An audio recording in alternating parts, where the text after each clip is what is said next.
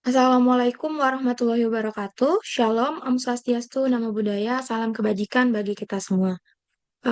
Selamat siang kepada para dosen pengampu mata kuliah Hukum Kesehatan, yakni ada Bu Dian Afrilia SHMH, Bapak Muhammad Syahri Ramadan SHMH, Bu Helena Primadianti SHMH, dan juga Bapak Dr.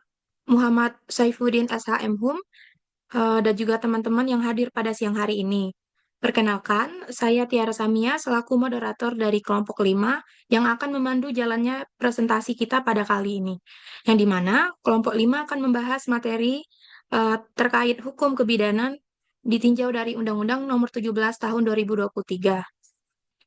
Sebelumnya, izinkan saya memperkenalkan anggota kelompok 5 terlebih dahulu, yakni ada teman saya Verko Arfian, Marsha Alvina, Afia Aulia Zahra, Mesha Manuela, Khairunisa Nur Zahra, Muhammad Ilham Sani, Muhammad Adi Barik Atullah, Elena Maharani, dan juga Khadijah Habibah. Baik, untuk pemaparan pendahuluan, yakni undang-undang terkait kesehatan itu sendiri akan dipaparkan oleh Mesha Manuela. Dan juga Verko Arfian kepada Mesha dan Verko dipersilahkan. Oke, baik. Terima kasih. Undang-Undang Republik Indonesia Nomor 17 Tahun 2023 tentang Kesehatan mencabut 11 undang-undang yang berkaitan dengan kesehatan. Negara dalam meningkatkan kapasitas dan ketahanan kesehatan diperlukan penyesuaian berbagai kebijakan untuk menguatkan sistem kesehatan secara integratif dan holistik dalam satu undang-undang secara komprehensif. Dengan dikeluarkan Undang-Undang Nomor 17 Tahun 2023 membuat 11 undang-undang yang berkaitan dengan kesehatan tidak berlaku lagi, salah satunya ialah Undang-Undang Kebidanan. Sumber daya manusia kesehatan, menurut pasal 197, sumber daya manusia kesehatan terdiri atas tenaga medis, tenaga kesehatan, dan tenaga pendukung atau penunjang kesehatan. Next. Bidan sendiri merupakan tenaga kesehatan pasal 199 Undang-Undang Nomor 17 Tahun 2023. Pasal 199 ayat 1 tenaga kesehatan sebagaimana dimaksud dalam pasal 197 huruf B dikelompokkan ke dalam A. Tenaga psikolog klinis, B. Tenaga keperawatan, C. Tenaga kebidanan, D. Tenaga kefarmasian, E. Tenaga kesehatan masyarakat, F. Tenaga kesehatan lingkungan, G. Tenaga gizi, H. Tenaga keterapian fisik, I. Tenaga keteknisan medis, J. Tenaga teknik biomedika, K. Tenaga kesehatan tradisional, dan L. Tenaga kesehatan lain yang ditetapkan oleh Menteri. Baik, selanjutnya akan saya serahkan kepada Verko. Baik, terima kasih. Berkaitan dengan definisi, tentu yang tadi telah dijelaskan oleh rekan saya, bahwasannya Undang-Undang Nomor 17 Tahun 2023 telah merubah Undang-Undang Nomor 4 Tahun 2019. Kebidanan sendiri itu berbeda dengan bidan, karena kebidanan berdasarkan pasal 1 ayat 1 Undang-Undang Kebidanan berbicara tentang segala hal yang berhubungan dengan pelayanan kesehatan.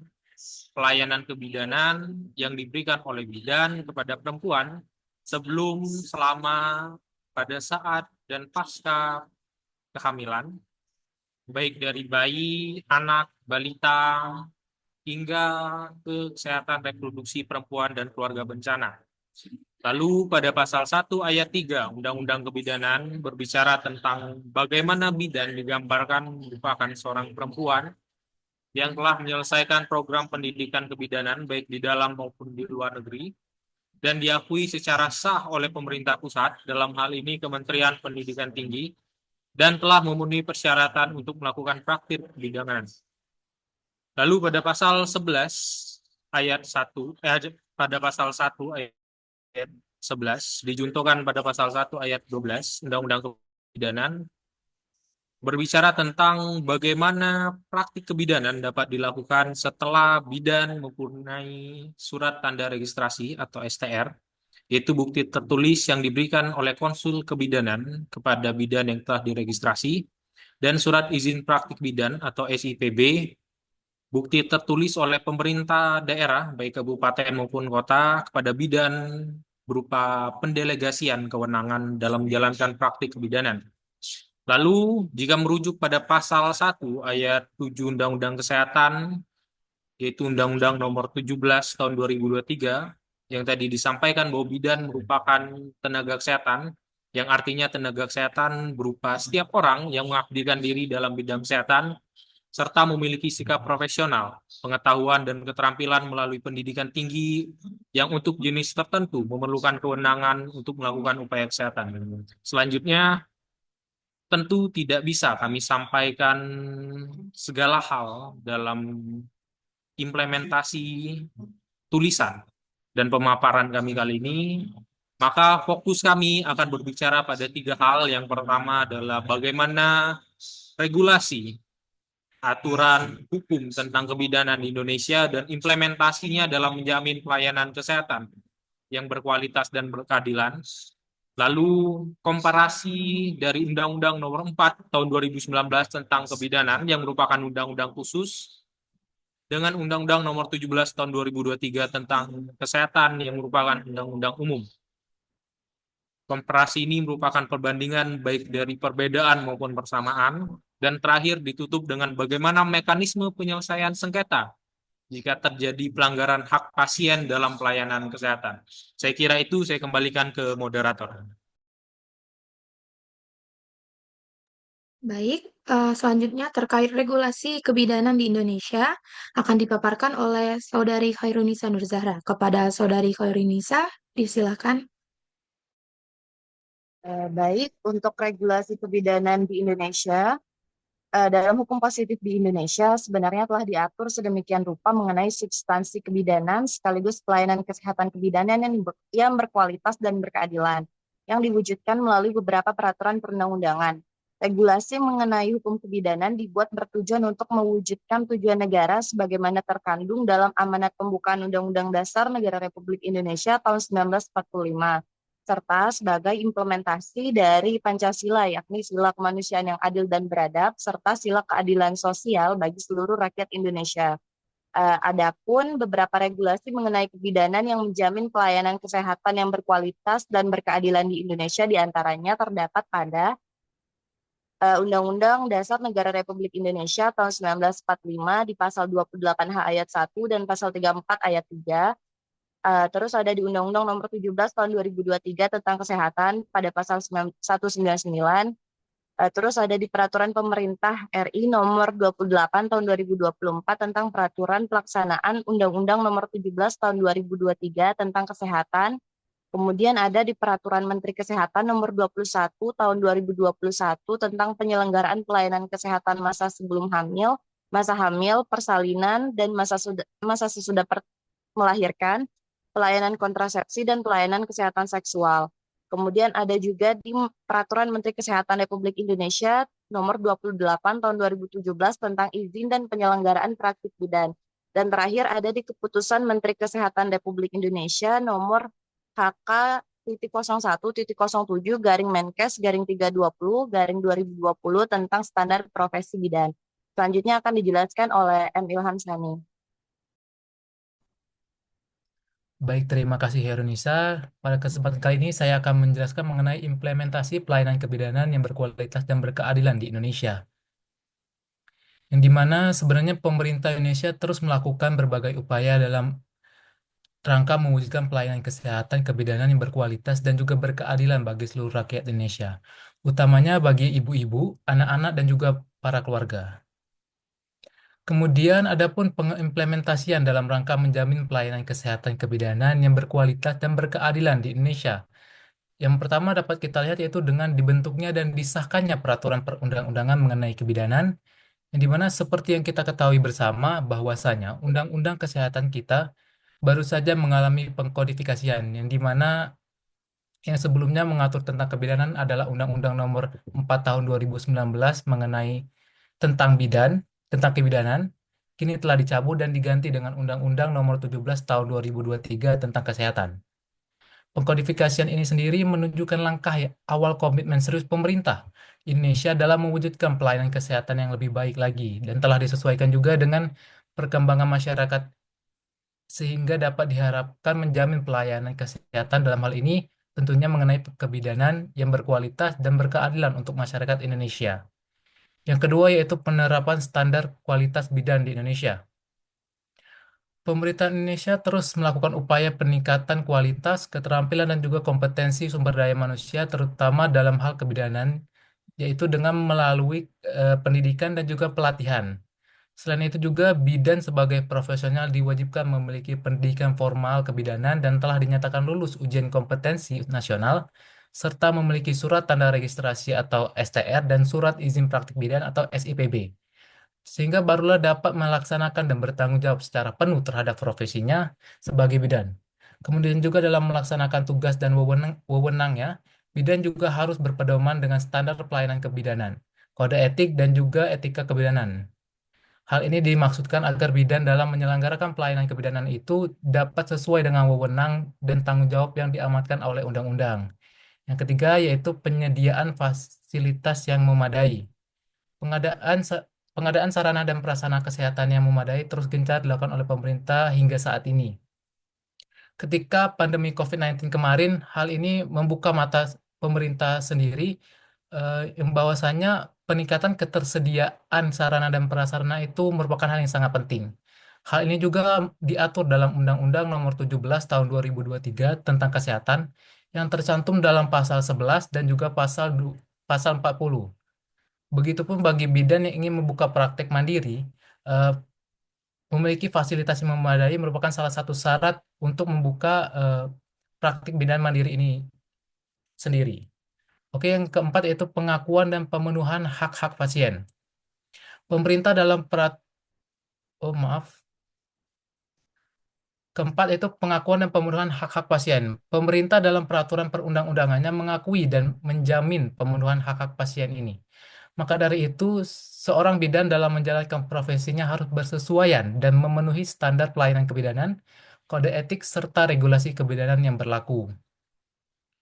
Agar pasien sendiri mendapatkan hak-haknya secara penuh dan mendapatkan perilaku adil dan tidak dibeda-bedakan dalam penerimaan perawatan.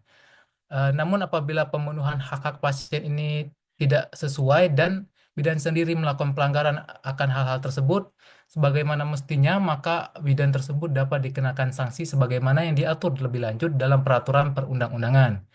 Sekian dari saya kembalikan ke moderator.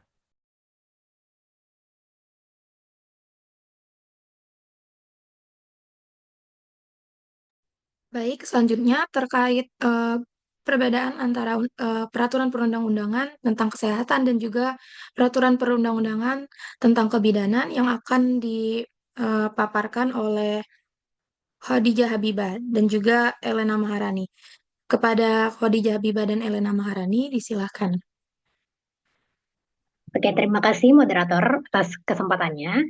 Di sini saya akan menjelaskan rumusan masalah pada poin 2 yang dimana berkenaan dengan komparasi terkait tenaga kebidanan berdasarkan Undang-Undang Nomor 17 Tahun 2023 mengenai kesehatan dan Undang-Undang Nomor 14 Tahun 2019 berkenaan dengan kebidanan.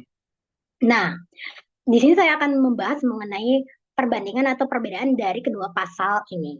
Yang dimana pada pasal 199 ayat 1 pada Undang-Undang Nomor 17 Tahun 2023 menyebutkan bahwasannya tenaga kebidanan dikategorikan sebagai tenaga kesehatan.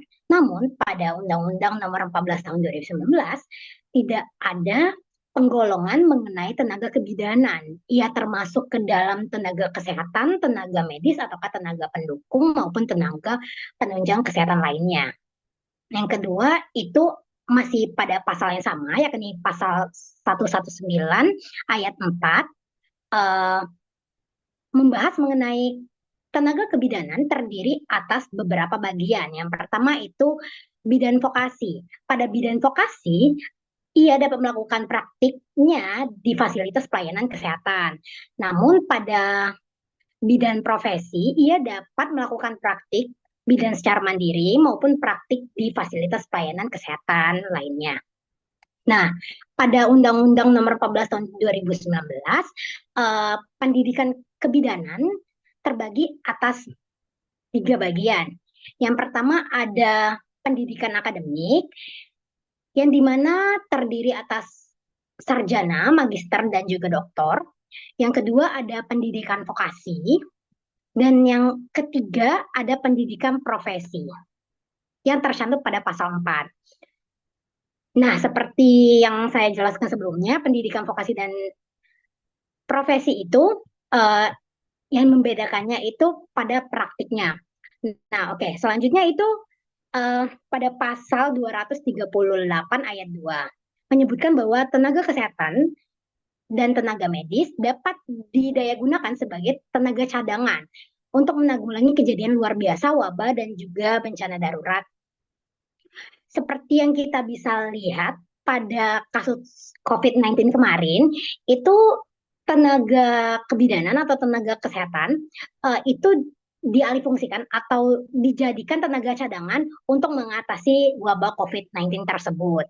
Namun di Undang-Undang Nomor 14 Tahun 2019 tidak menyebutkan aturan mengenai pencadangan tenaga kesehatan untuk menanggulangi kejadian luar biasa ataupun bencana darurat lainnya. Untuk persamaan mengenai kedua pasal tersebut akan dijelaskan oleh rekan saya, Elena Maharani. Kepada Elena, dipersilakan.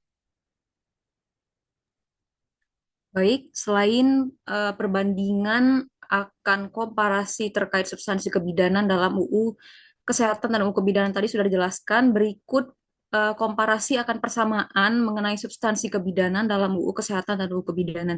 Yang pertama itu, tenaga kesehatan yakni bidan itu memiliki kualifikasi pendidikan yang paling rendah itu diploma 3, selain dari diploma 4 dan sarjana dan S1.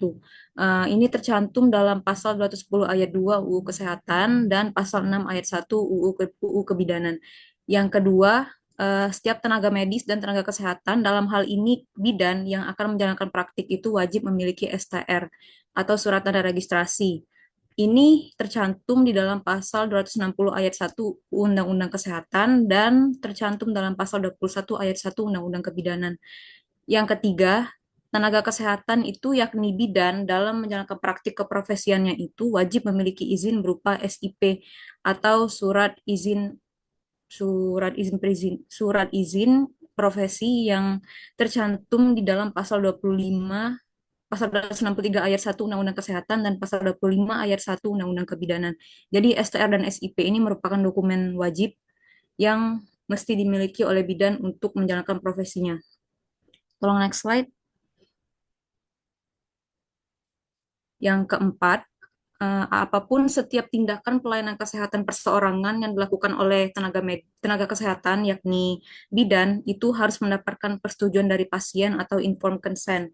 Ini tercantum di dalam pasal 293 ayat 1 Undang-Undang Kesehatan dan pasal 61 poin C.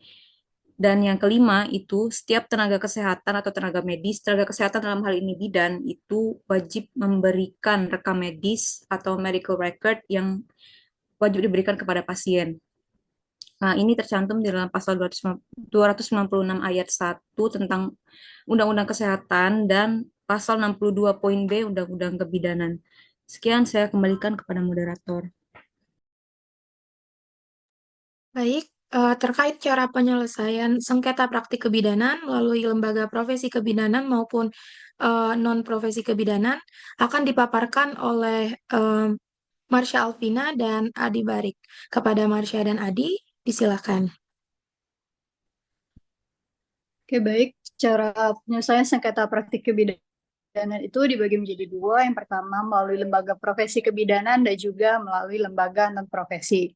Nah, yang pertama melalui lembaga profesi kebidanan, apabila seorang pasien yang mendapatkan tindakan medis yang tidak sesuai dengan kode etik maupun SOP oleh seorang bidan sehingga hak-haknya dilanggar, maka pasien tersebut dapat mengadukan hal terkait ke Dinas Kesehatan setempat. Aduan yang diajukan ke Dinas Kesehatan akan ditangani oleh IBI atau Ikatan Bidan Indonesia dan akan dibantu oleh MPA, Majelis Pembelaan Anggota, serta MPEB, Majelis Pertimbangan Etik dan Hukum Bidan. MPA dan MPEB bekerja sama untuk memberikan saran atas penyelesaian sengketa yang terjadi, baik kepada pasien maupun kepada seorang bidan tersebut, serta memberikan pembinaan dan pelatihan ulang kepada bidan yang terkait agar dapat bekerja sesuai dengan kode etik dan juga standar operasional prosedur. Nah, hal ini sesuai dengan keputusan Menteri Kesehatan nomor 900 garing Menkes garing SK garing 7 garing tahun 2002. Baik, selanjutnya melalui lembaga non-profesi. Nah, melalui lembaga non-profesi ini akan dibagi lagi menjadi dua, yaitu melalui proses litigasi dan juga non-litigasi. Yang pertama, melalui proses litigasi adalah jalur penyelesaian sengketa melalui pengadilan. Litigasi merupakan ultimum remedium, yang berarti cara terakhir yang dapat dilakukan apabila cara non-litigasi seperti mediasi, negosiasi tidak membuahkan hasil. Hal ini sesuai dengan pasal 310 Undang-Undang Nomor 17 Tahun 2003 tentang kesehatan di bagian penyelesaian sengketa. Dalam hal tenaga medis atau tenaga kesehatan diduga melakukan kesalahan dalam menjalankan profesinya yang menyebabkan kerugian kepada pasien. Perselisihan yang timbul akibat kesalahan tersebut diselesaikan terlebih dahulu melalui alternatif penyelesaian sengketa di luar pengadilan. Nah, dalam kasus litigasi atau pengadilan, sengketa kebidanan akan didampingi oleh MPA dan juga MPEB yang akan ikut andil dalam persidangan sebagai pendamping dan juga pembela bidan pada saat proses persidangan berlangsung. Kelebihan proses litigasi ada 4. Yang pertama teratur, berarti proses litigasi dilakukan dari awal hingga akhir secara terstruktur sesuai dengan hukum yang berlaku.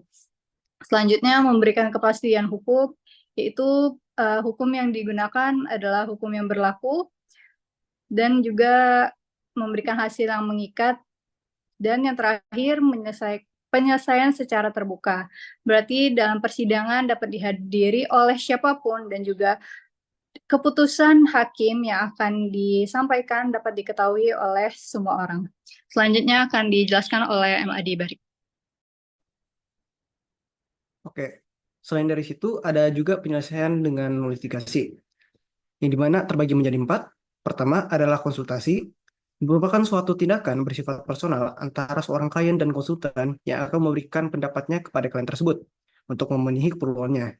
Orang yang berhak menjadi konsultan medis ini adalah seorang dokter yang memang ahli dalam bidangnya dan juga serta memiliki reputasi yang baik. Kedua adalah mediasi, di mana berdasarkan pasal 1 angka 1 Perma nomor 1 tahun 2016, mediasi adalah penyelesaian sengketa medis yang dilakukan dengan cara proses perundingan antara warga dan medis yang akan dibantu oleh pihak ketiga yang disebut mediator. Dan ketiga adalah konsiliasi. Berdasarkan dengan mediasi, di mana konsiliasi ini akan menempatkan orang ketiganya sebagai konsilator yang hanya berwenang untuk memberikan rekomendasi atas langkah-langkah apa saja yang untuk menyelesaikan sengketa tersebut. Dan keempat adalah arbitrase.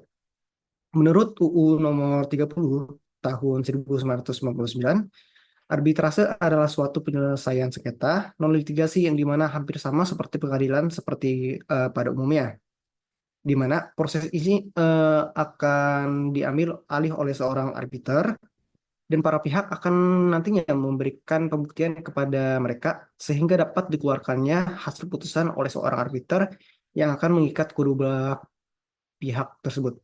Terima kasih, saya kembalikan kepada moderator. Baik, selanjutnya terkait kesimpulan akan dipaparkan oleh Afia Aulia. Kepada Afia Aulia, disilakan. Baiklah, setelah dijelaskan oleh teman-teman kita tadi, maka kesimpulan yang dapat kita tarik yaitu ada beberapa definisi mengenai kebidanan yang diatur dalam Undang-Undang Nomor 4 Tahun 2019 tentang kebidanan. Namun, Undang-Undang kebidanan ini telah dicabut karena adanya Undang-Undang Nomor 17 Tahun 2023 tentang kesehatan yang diatur pada pasal 199 ayat 1. Selain UU ini, regulasi hukum kebidanan di Indonesia juga diatur pada Undang-Undang 1945, Pasal 28H ayat 1 dan Pasal 34 ayat 3. Dengan bentuk implementasi pelayanan kebidanan di Indonesia seperti dibentuknya dan disahkannya peraturan perundang-undangan kebidanan, penetapan standar kualitas bidan, penyediaan fasilitas kebidanan yang memadai, dan pengakuan serta pemenuhan hak-hak pasien. Terdapat perbedaan antara Undang-Undang Kesehatan dan Undang-Undang Kebidanan, salah satunya mengenai perbedaan dalam penggolongan, di mana pada Undang-Undang Kesehatan, tenaga kebidanan digolongkan sebagai tenaga kesehatan. Namun, pada Undang-Undang Kebidanan ini tidak terdapat penggolongan mengenai tenaga kebidanan. Selain itu, selain memiliki perbedaan antara Undang-Undang Kesehatan dan Undang-Undang Kebidanan juga memiliki persamaan. Salah satunya dalam hal wajib memiliki surat tanda registrasi dan surat izin profesi. Kemudian, apabila terjadi sengketa dalam praktik kebidanan, maka dapat dilakukan melalui dua cara, yaitu melalui lembaga profesi kebidanan dan lembaga non-profesi, yaitu litigasi dan non-litigasi. Saya kembalikan kepada moderator.